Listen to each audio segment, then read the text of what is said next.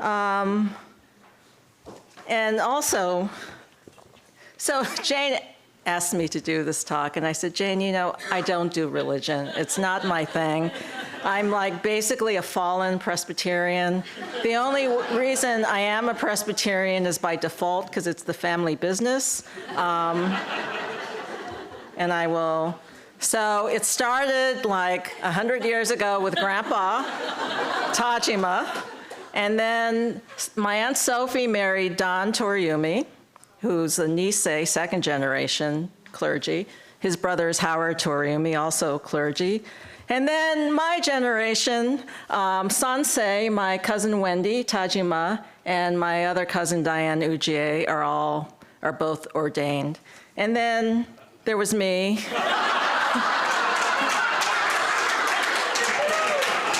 I actually think I was like I was like 16 going on 48, what can I say?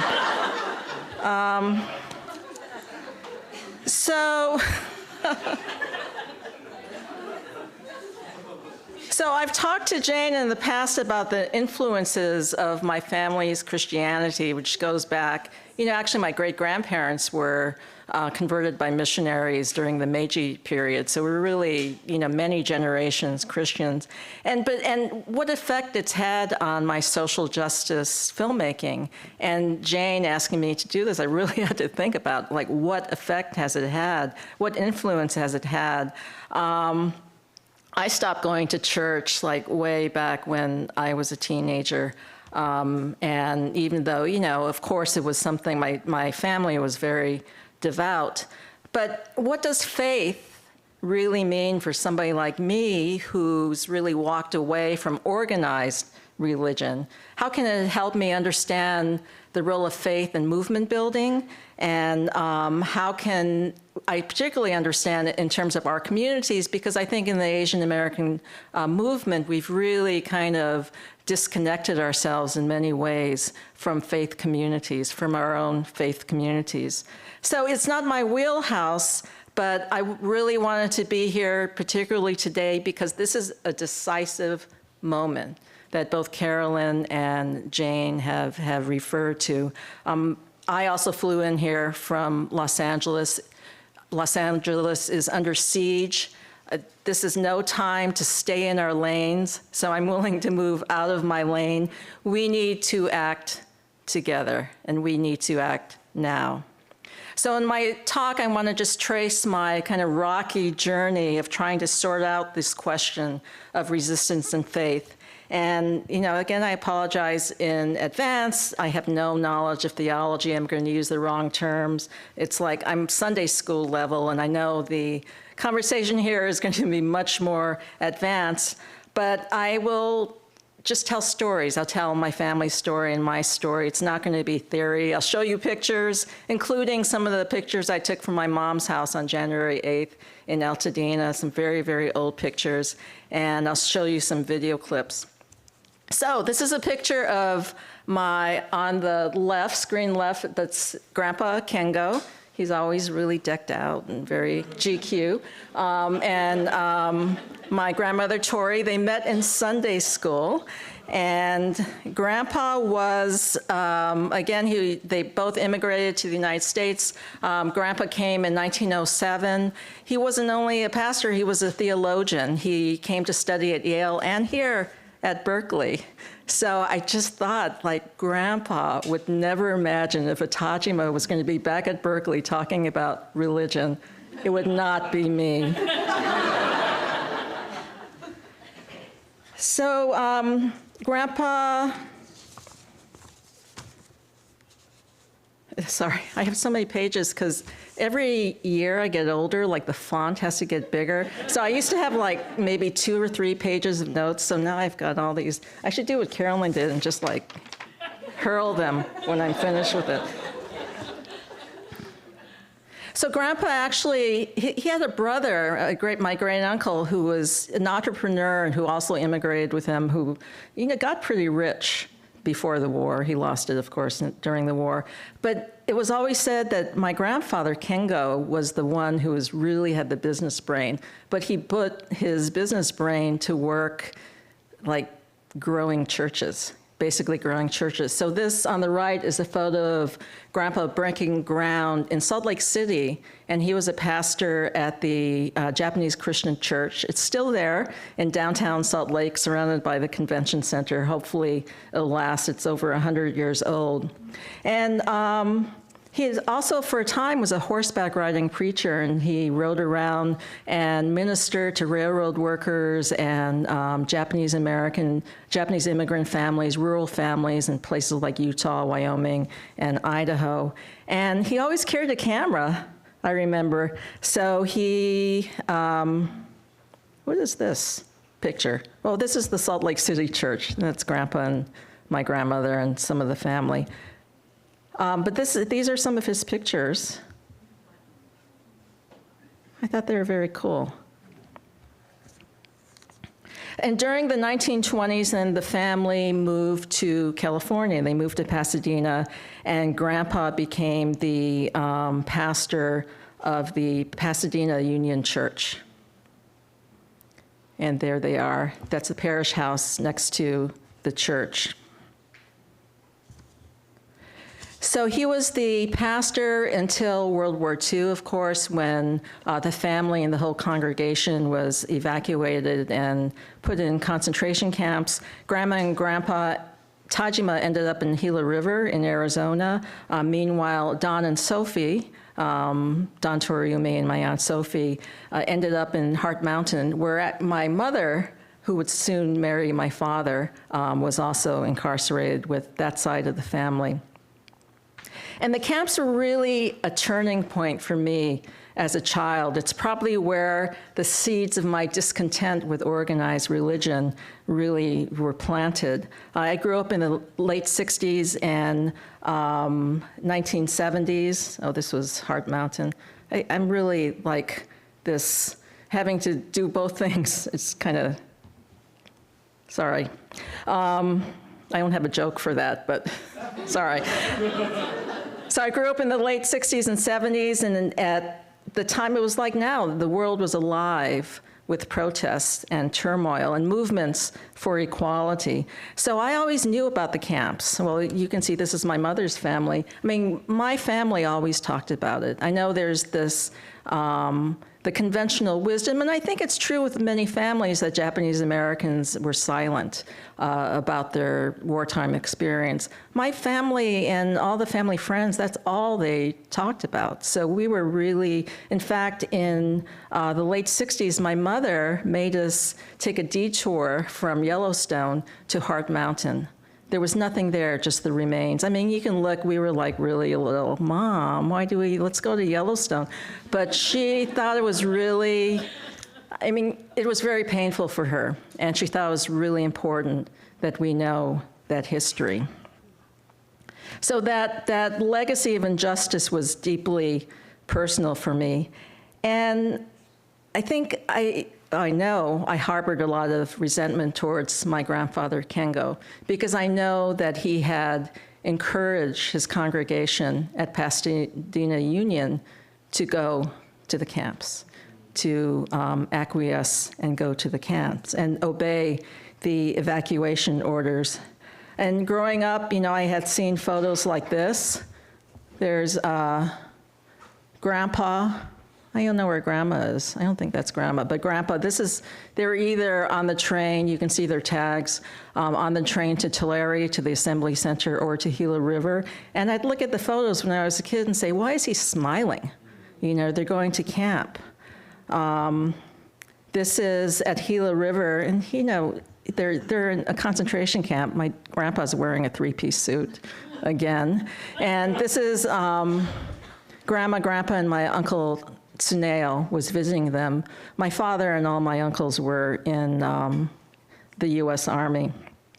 And I'd see that, and I'd say, you know, how can they put up with that kind of injustice? You know, their own children are serving in the US military, and here they're incarcerated. I remember my dad would always say that, you know, from the service, he would visit his parents in Gila River, and he'd say he never understood why the guards were pointing the guns inside the camp at the Japanese Americans and not outside the camp to protect the Japanese Americans. I mean, it's very similar today in Los Angeles.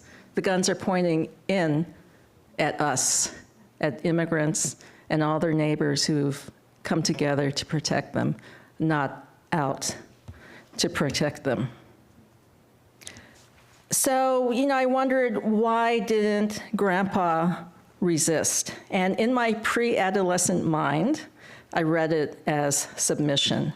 We weren't taught Asian American history in school. All I knew were my family's stories and the pictures I'd seen. And with that narrow vision, my frontal lobe, of course, was not that developed at that time. And without the larger context of public history, I was convinced that they had all kowtowed to the repression. So after the war, most of the family moved back to Pasadena. Some people went to Chicago and other places. But they moved back to Pasadena, went back to the Union Church.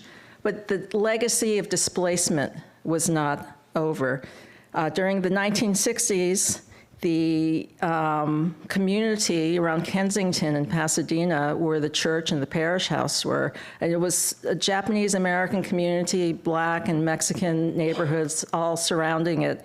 And all those neighborhoods, those homes, those businesses, the church, the parish house, they were all demolished by the construction of the 210 freeway. So yet again, within maybe 15 years after returning from concentration camps, they were again displaced. And, in high school, I was, even when I think I was 14, I was going to protests with LT-Pro, the Little Tokyo People's Rights Organization. They were fighting gentrification and redevelopment in Little Tokyo. And I remember thinking, they were displaced. Why didn't they resist? Why didn't they resist? So the church and the family ended up moving to Altadena. And there was redlining in Pasadena and, Glendale and many of the surrounding communities. But in Altadena, people of color could buy homes.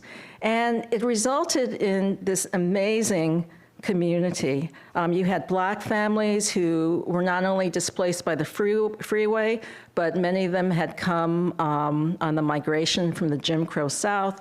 Japanese American families, they had gone from the camps back home, and then they were displaced by the freeway. Mexican families who had been there for, generations and generations, and many white families. And we all lived together in this small, very beautiful community. And it was really an extraordinary place to grow up, and that's really the place that formed me. I mean, it was so diverse, not only racially, but socioeconomically. There's like 70% Black home ownership. I think that beat the national average. And there was a lot of organizing. There's always a lot of organizing.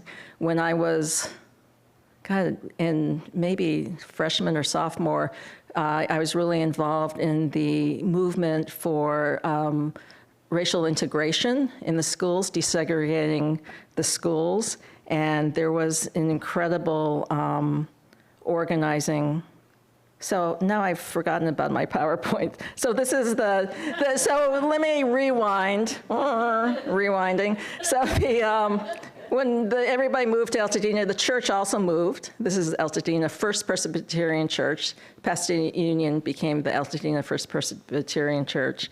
And this is the growing up in Altadena John Muir High School. You can see how diverse. Whoa, somebody said, yay. Somebody from me, all right, okay. So this is how diverse it was. And this was in the fight for integration. I'm there on the lower right corner, and this huge, probably waiting to speak. I was a real loudmouth back then.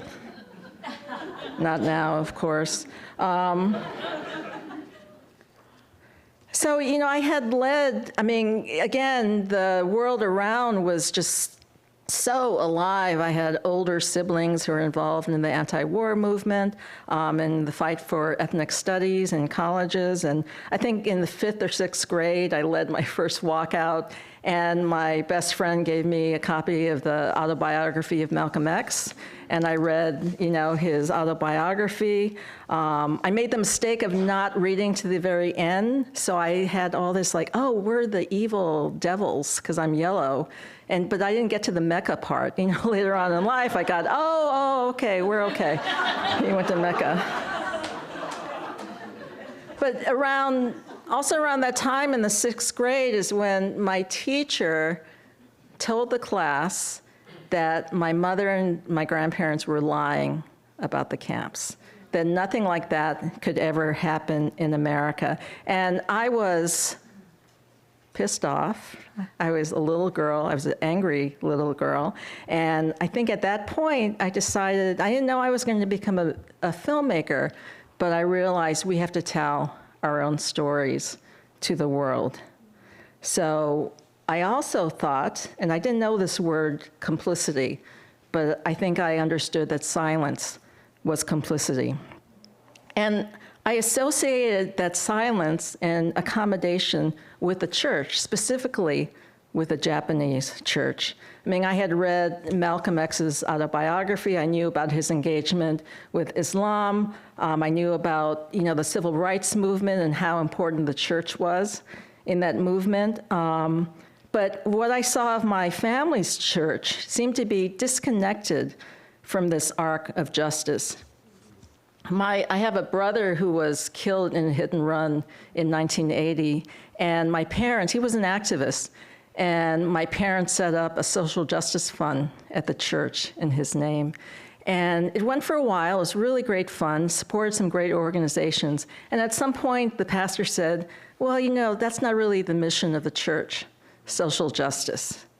So that hit me hard. But my father, who had grown up in the church, left the church for another congregation because of that. So I ended up taking the route of filmmaking and activism very much in a secular world. And a lot of my generation, became activists. And I think a lot of them became activists in spite of their families, in the opposition, the generation gap, in opposition to their parents. But in a funny way, I think I became an activist and a social justice filmmaker because of my family. I mean, my parents, I wasn't a red diaper baby, and my parents didn't go out and march. But as a child, I never heard racial slurs at home. Never. I never heard homophobic, kind of snarky remarks. They just didn't, it just didn't come to their minds to do that. They never proselytized, and they weren't perfect by any means. But, they would do things like there was always a place at the table for a stranger, for somebody, who needed a meal. There was always a place at the table for my sketchy boyfriends, who I would bring home. Like, why did you let me bring that person home? But not only my parents, people I saw, they lived that, what would Jesus do? I think that's what Jesus would do. And I remember and I had to, for community, take these catechism, those classes, whatever they are. And I remember, they'd go teach us the scripture, love thy neighbor. I'd say, duh, okay. Or, this is my favorite. Actually, I really like this now. Whatever you did for the least of these, you did for me. And I think, well, did I have to get up on a Saturday morning to learn that? It's like, isn't it obvious? I mean, I was kind of an obnoxious child, but I was trying to figure out the world, and I associated questions of faith to the way I really saw people living their lives. Faith, not religion, but faith, I associated with my family, with the generosity, with the love, and also people in my extended family and my neighbors and friends. But as I got older, I remember that, the actions of self-proclaimed Christians. The racism, the greed, the love of guns, and the hatred of people who didn't look or love or worship like them. As I got older, I began to really, really notice those hypocrisies. And I would say it's gotten much worse. So, of course, I've forgotten to show you the picture of my parents. But I'm going to go to one of those. So this is Paula White. She's not a fringe prosperity preacher. She's the spiritual advisor to President Trump. And I believe that when you honor God on Passover, starting on April 12th at sundown, through Good Friday on the 18th, and concluding on Easter Sunday, you can receive these 7 supernatural blessings for you and your house. According to Exodus 23, God will assign an angel to you. He'll be an enemy to your enemies. He'll give you prosperity. He'll take sickness away from you. He will give you long life. He'll bring increase in inheritance, and he'll give a special year of blessing. You're not doing this to get something, but you're doing it in honor to God, realizing what you can receive. For your special Passover offering of $1,000 or more as the Holy Spirit leads, you will also receive the beautiful 10-inch Waterford Crystal Cross. Don't miss your moment to release 7 supernatural blessings and provision into your life. Okay, so this is what I believe. I don't know if I'm. Oh my God!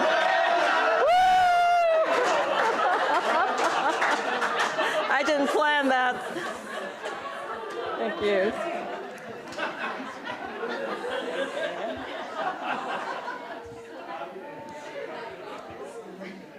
So, I don't know if I want to laugh or cry. But you notice in those 7 blessings, it's all about what do you get, not what you can give, which is very MAGA, in my opinion. So I think young people, and this was, I think, true to me when I was younger, and especially true for young people now, they are very alert to hypocrisy. And this is probably one of the reasons why the engagement of young people or identifying as religious has really declined. And who can blame them? Who can blame them at all? They witness greed and hate in the name of God. They've witnessed a genocide that's wiped out entire families backed by church-going politicians who, to be clear, include Christians. They've witnessed politicians and lobbyists who push measures to instill the 10 Commandments in the classroom but deny free breakfast for children. And across the US, they witness with glee people being targeted, surveyed, seized, disappeared, and families separated. You know, as everybody has pointed out, it's been ground zero for Los Angeles this past week, and I can only imagine my grandparents and my parents being in this situation some years ago. So for the most part, rather than the Bible, I've really searched for meaning in history and in stories of people like, I'm going to show you a clip of Connie Young Yu, this is a clip from the Asian American series, and her family story really resonated with my own family story. So this clip is directed by Leo Chang, and now hopefully it'll play without having to do that screen thing. Okay, there we go. It was the earthquake in the morning, and they were evacuated. And my grandfather realized there were some papers that he had to have. And he runs back and grabs a bunch of papers. He's coming out, and a soldier sees him and bayoneted him because they thought he was a looter. So my grandfather played dead and got up later when the soldier left and joined his family.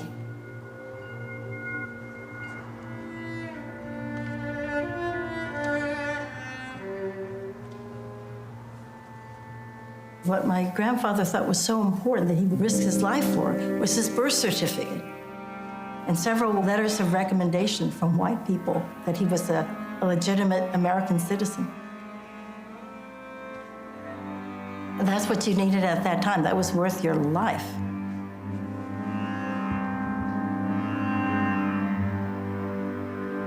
My grandfather, he would go back and forth to China, but every time he traveled, his papers were checked. He wanted his family with him, so he brought his family on one of the trips and had them staying in Shanghai.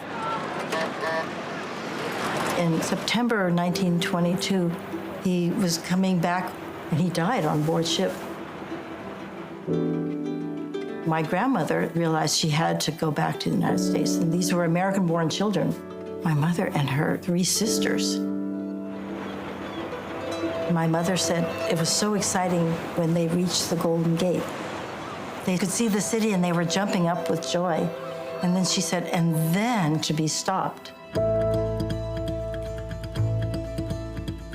Angel Island Immigration Station, which opened in 1910, is the chief point of entry for immigrants from across Asia. They had inspection at the dock.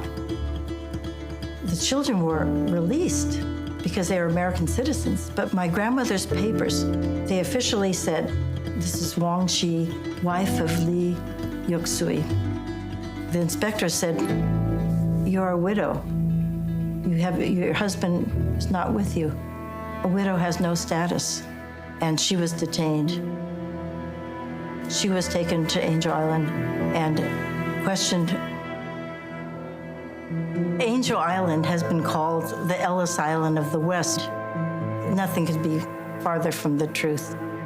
Ellis Island, with the Statue of Liberty, represents immigrants being welcome. Angel Island meant exclusion. It meant interrogation. It was a place to be feared.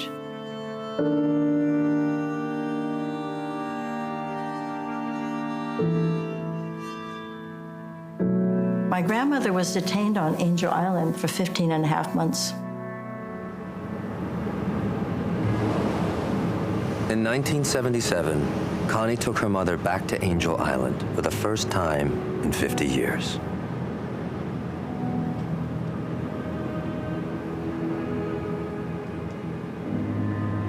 My mother would take the ferry with her sister to visit her mother. She would try to visit like twice a week. They could only talk like through a barrier for like 15 minutes. My grandmother told my mother, when you leave, when you go down the walkway to the boat, you'd look at the window of the barracks, and I'll be waving from the top floor. I'll be waving from the window.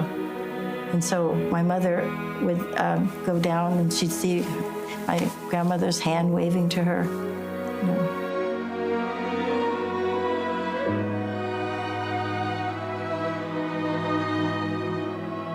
One of the harshest punishments is to separate parents from their children.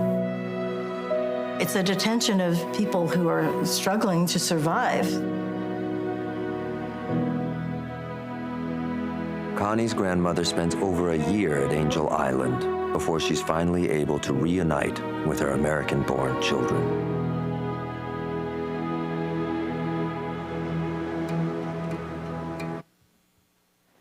So that was a project, of course, of CAM, Center for Asian American Media, which is facing like the rest of NPR and public media and PBS.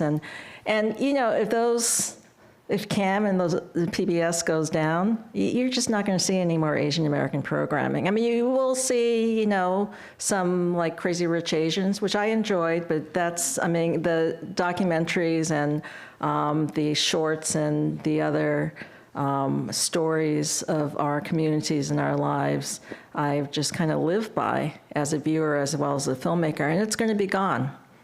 It's going to be gone if we don't stop it. So, I'm such a Debbie Downer. Sorry about that. So it's, But, you know, as a part of this journey, I think I've also realized that there were faith leaders, religious leaders, that were heroes of mine, people who had this deep, abiding faith, and they practiced that faith in their lives and in their activism. During World War II, Dorothy Day, a founder of the Catholic Worker, actually came, I think, to Manzanar and bore witness to the incarceration of Japanese Americans and rallied against the injustice. Bishop Tutu, the South African anti-apartheid leader.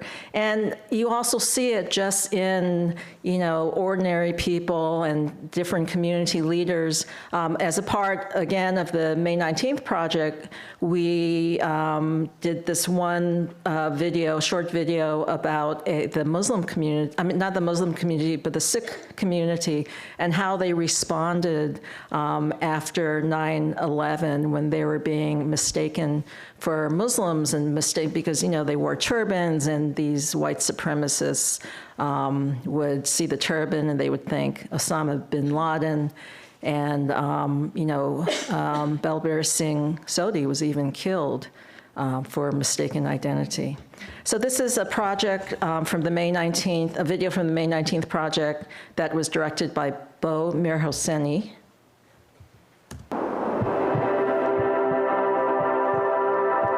Hold on, what is solidarity? This is me. My name is Harwinder Singh. People call me Prince. No, not that Prince. This Prince. I'm 19 and I go to NYU.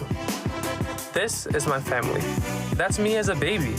I was pretty cute and clearly loved cake. I was born in Queens. My dad drives a truck.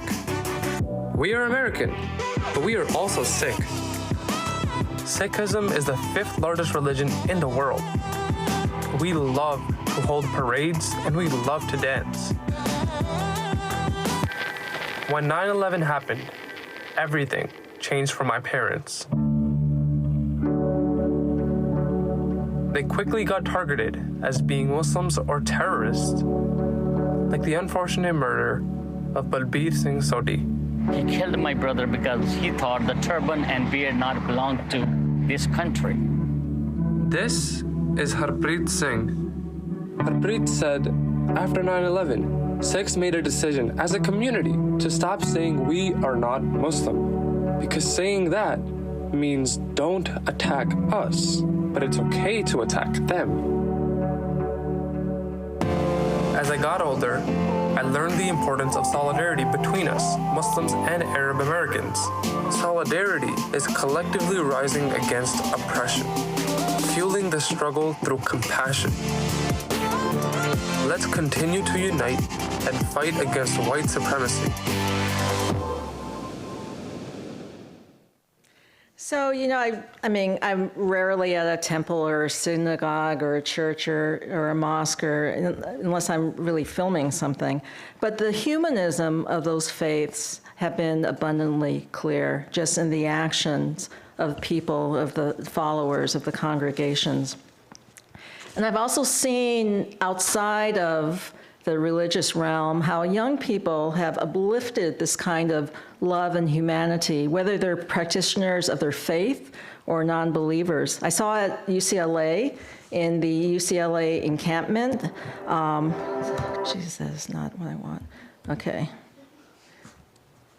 This is not the encampment, but these are actually students surrounding the encampment to protect it last year from the sweep by the police.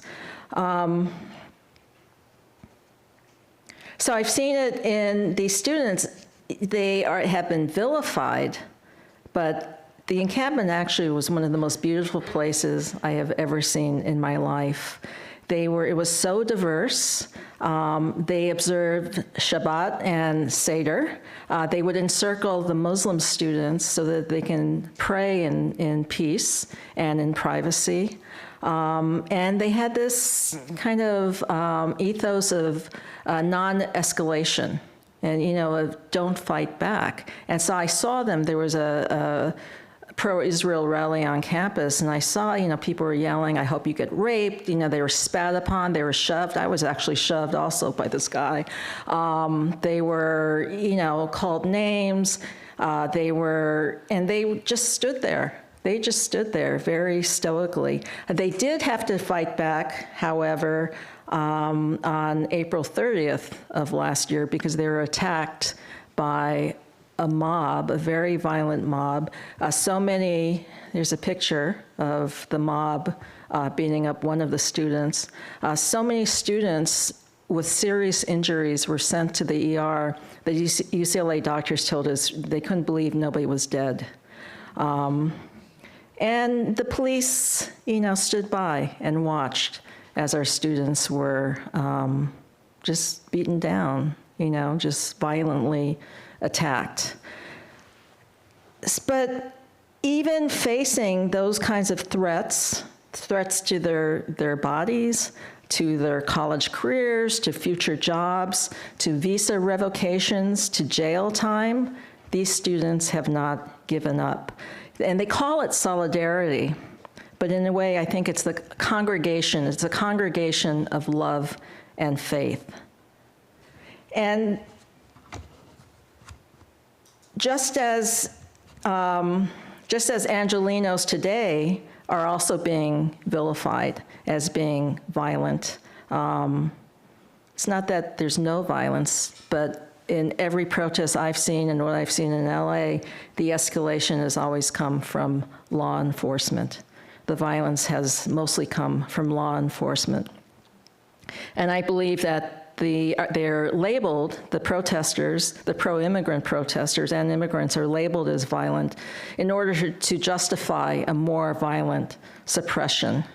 And just as in 2020, protesters after the George Floyd murder were also demonized and labeled as out of control and violent, even though studies have shown that 93% of the protests were peaceful. And during the protests in 2020, I was out there. It was at the same time as the rise of anti-Asian violence. And as an older Asian woman, I can tell you that the only time I felt physically threatened was when, we were facing down a police surge in their riot gear with their batons and their weapons out. There was one time I would film a lot of the protests, and I was just there on the sidewalk near a commander and some police officers, and they called a unlawful assembly. I mean, people were just on the sidewalk, waiting. They weren't even protesting at that time. And so I turned around to ask, well, can I still stay here? And when I turned around, two officers lunged at me, with a baton and pepper spray, and I had to scream, "I'm just a little old lady." And so humiliating. But then the commander, the commander stopped them. I mean, I didn't want to get beat up. But, I found meaning in the congregation of love and faith in those young people who were gathering and who would always if it was late at night and protest, they'd walk me to, my car. I mean, they were just so beautiful. I was just always so gratified to see them. And that's one reason during that time in 2021, Jeff Chang, who's a local writer here in Berkeley, well, he's a famous writer all over the country, Jeff Chang and I started the May 19th project, and which Jane mentioned. And a lot of it was because to me, there was this online kind of viral videos being pushed out. And it wasn't just to me, there was a whole study of Asian American scholars and civil rights groups did the study that these viral videos, and you must remember them, it was, for me, a collision of two stereotypes, black and brown criminality and Asian victimization. So you would always see these, black or brown men beating up, especially Asian women. And we knew that it didn't align with the data, but it was a very powerful tool in using Asians as a wedge, a racial wedge against this backlash, as a part of this backlash against the police reform and carceral reform and a way of dividing Asians from other groups of color. And, we're seeing it today. Trump just tweeted, I don't know what that's, Truth Social, it's not tweeted, he Truth Socialed out a little thing.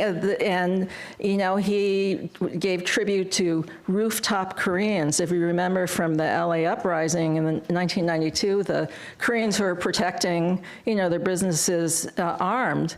And he tweeted out that, the rooftop Koreans will, I guess, sort of take care of business. But, and the guy in the picture was so upset, he said, he used his image and with no permission and completely distorted what was going on. But we see that happen all the time with Asian Americans. And so another video we decided to make was a video about, what was happening in Minneapolis with the API community. And we asked Steve Meng, who just made a wonderful film called Union about the Amazon workers on the East Coast, and Joa Lee Grande, who's a Hmong filmmaker in Minneapolis. And they made a little video for the May 19th project about a Hmong mother in Minneapolis.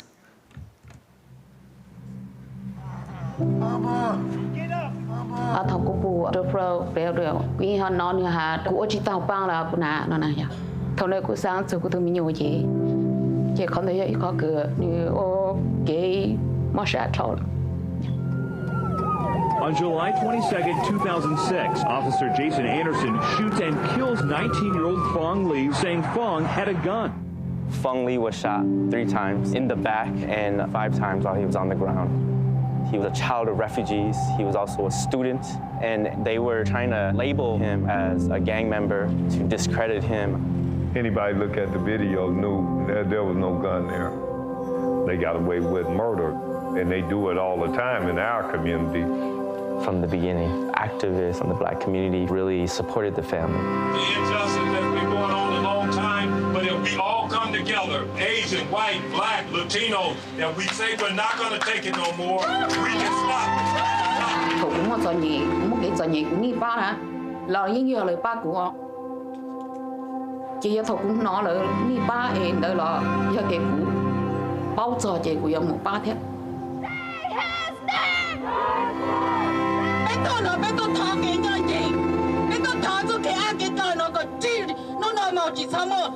Miss Yua being in solidarity with the family of George Floyd, that was powerful. So many Hmong go back and forth with like elders all the time of like, don't go protest, this isn't our issue, this is a black and white issue. And it's like validating to like hear out there.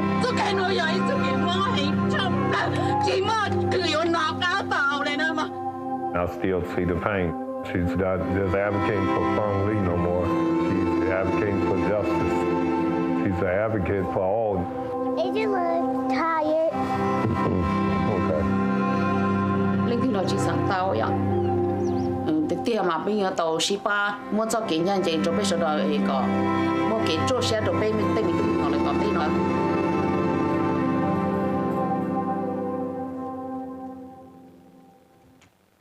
So now that my frontal lobe, I think, is more fully developed, and also I have to say from really, as being a part of Asian American Studies, not only at UCLA, but this, whole world of Asian American Studies, through the scholarship of many of you, of many of my colleagues, I begin to see how my family's story and how faith and resistance has been a part of that story in ways that I never actually really knew about or realized. So I learned from colleagues' research, like Valerie Matsumoto, who wrote this really incredible book, The City Girls, about Japanese American women like my Aunt Sophie, who were instrumental in keeping the community, the institutions, and the spirit alive within the camps, and then also as a part of the rebuilding after World War II. And so growing up, you know, I saw Aunt Sophie. She's like such a sweet person, always smiling and everything, and very sweet aunt, a pastor's wife. And I assumed that she looked at the incarceration with this whole Japanese shigata ganai, kind of this, you know, it can't be helped attitude. But in fact, Jane's institution, Occidental College, has created an archive of the Japanese American incarceration. My father, for a while, my Uncle Ted Tajima, and my Aunt Sophie were students at Oxy, and they were there when Bird Remsen, the president of Oxy, joined with, I think it was one of the founders of this movement of some college presidents to bring Nisei students to their campuses so they would not have to be incarcerated. And in this archive were letters from Sophie to Bird Remsen and also to his secretary, Olive Hutchinson. And in the letters from Heart Mountain, where she was incarcerated, she wrote about the hardships, the prejudice of the camp, the workers at the camp. She wrote about the food shortages, the low wages, the unfair wages that the incarcerees were paid. And then she wrote about her worries about the future of the community. They were very strong, and there was nothing shigata ganai about her words. I found this, an oral history that was conducted with my grandfather in 1970. And he talked, I had never heard this story. He talked about when he first arrived in the US, like many other students, he had to work. He worked at a ranch picking tomatoes. And one day he saw this little white kid bullying an older Japanese man who spoke no English. And my grandfather said, when I heard that, I flared up. And then he said, I almost beat him. And I thought, Grandpa? That was Grandpa? I mean, wow. I had no idea. I mean, he didn't beat him up, but not because of his beliefs. He didn't beat him up because the older Japanese man said, oh, you're going to go to jail if you lay a hand on him. And you know, I don't think violence is the answer, and neither did my grandfather.